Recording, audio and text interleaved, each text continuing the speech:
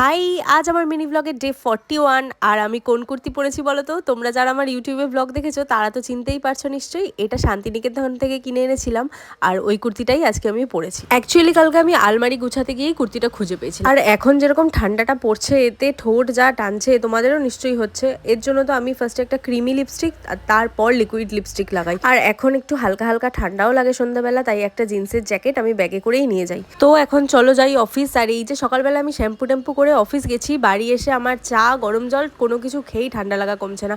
সারা অফিসে আমি হাঁচছি আর কাশতে কাশতে বাড়ি এসেছি। আর তারপর রাত্রিবেলা এসে ও সোনা দিয়ে আমি আর গুড্ডি একটু বেরিয়েছিলাম, দরকার ছিল। সেখান থেকে ফেরার পথে আমাদের বাড়িও গেছিলাম, তিনজনে মিলে একটু গল্পগুজব করে তারপর বাড়ি এসেছি। আর রাস্তায় আসার পথে এই যে এর সাথে দেখা হয়েছিল, সে যা বলছি তাই করছে। হ্যান্ডশেক করতে বলে হ্যান্ডশেক করছে, দাঁড়াতে বললে দাঁড়াচ্ছে। আর বাড়ি এসে ফুলকপি আলু ভাজা দিয়ে পরোটা খেয়ে ডিনার কমপ্লিট করে এবার ঘুমাবো। So tata.